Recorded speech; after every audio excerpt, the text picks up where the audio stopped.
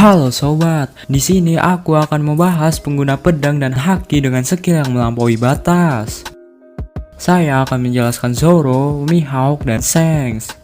Mulai dari pendekar terkuat di One Piece yaitu Dracula Mihawk atau biasa disebut Mihawk si mata elang. Dia adalah satu-satunya pendekar pedang terkuat sepanjang sejarah. Tidak diketahui Mihawk menghitamkan dan melatih skill pedangnya dengan cara seperti apa. Mihawk melatih skill pedangnya melalui berbagai perang. Apakah dari perang saja Mihawk langsung menjadi yang terkuat? Tentu tidak, ada teori yang kemungkinan besar akan terjadi. Jadi Mihawk dari sekian banyak perang melawan bajak laut, dia tidak hanya membunuh bajak laut, melainkan orang yang ditemui. Dari ribuan jiwa orang yang tidak berdosa dibunuh oleh Mihawk. Ada saat dimana Mihawk kalah karena kesalahannya sendiri. Semasa mudanya tidak pernah berhenti perang menggunakan pedangnya. Jadi karena sudah tidak mempunyai energi, Mihawk kalah dan dibunuh orang-orang yang mempunyai dendam pada dirinya.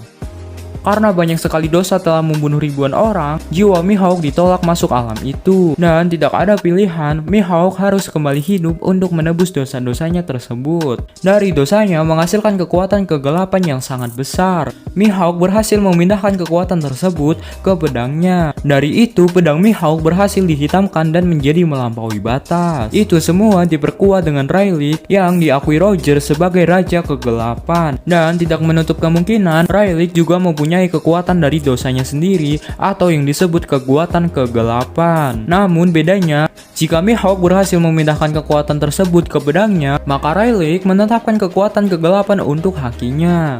Setelah Mihawk mendapatkan kekuatan kegelapan, tebasan pedangnya tidak ada yang bisa menandingi, selain orang yang mempunyai Hausokuwaki yang kuat.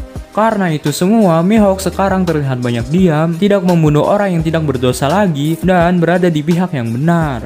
Contoh, gabung dalam Angkatan Laut dan menjadi Shichibukai. Menurut Mihawk, berada di pihak Angkatan Laut bisa menebus dosanya karena melindungi manusia dari kejahatan bajak laut. Perlu diingat itu masih teori ya guys. Oke, lanjut membahas Roronoa Zoro. Apakah kalian tahu Zoro adalah pendekar pedang yang mempunyai jiwa berbentuk iblis? Saya rasa itu bukan hanya Zoro, melainkan Mihawk juga.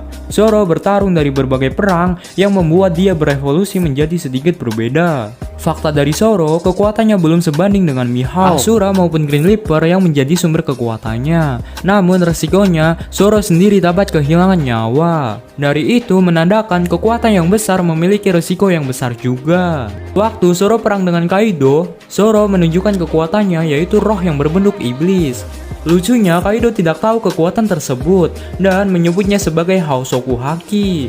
Dari kekuatan itu, badan Kaido yang sangat keras, Zoro mampu melukainya. Kesimpulannya, Zoro adalah pendekar pedang yang unik, entah satu-satunya atau ada lagi orang yang mempunyai roh berbentuk iblis. Dan yang terakhir membahas Shanks. Shanks sendiri orang yang sangat kuat, terbukti dari memiliki haki raja, menjadi Yonko tanpa kekuatan buah iblis, hanya satu lengan dapat mengalahkan Admiral, dan masih banyak lagi. Perlu kalian tahu, Shanks adalah rival Mihawk, dan pernah terjadi perseteruan antara mereka hingga Shirohige mengakui bahwa perseteruan antara Shanks dan Mihawk dapat membelah Red Line. Tidak terbayang seberapa kuat mereka berdua. Yang menjadi sangat menarik adalah siapa yang menjadi pemenang. Banyak fans beranggapan jika hanya Shanks dengan lengan satu melawan Mihawk yang mempunyai gelar pendekar terkuat di One Piece akan sangat mustahil jika Shanks yang menang. Hey, ingat, Shanks mempunyai haki raja, dan jika tebasan pedang Mihawk tidak mempan, itu juga bisa terjadi.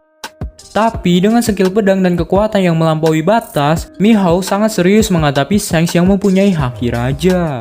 Karena Mihawk sendiri menganggap Shanks sebagai rivalnya. Jika tentang siapa yang menang, yang jelas salah satu dari mereka itu yang lebih kuat.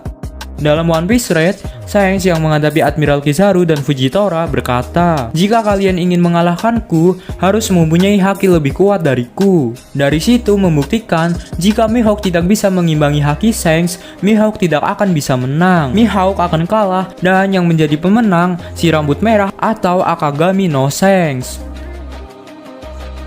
Oke, gua bukan guru, tapi panggil saja Sensei. Pamit undur diri. Sampai bertemu di konten selanjutnya. Sayonara!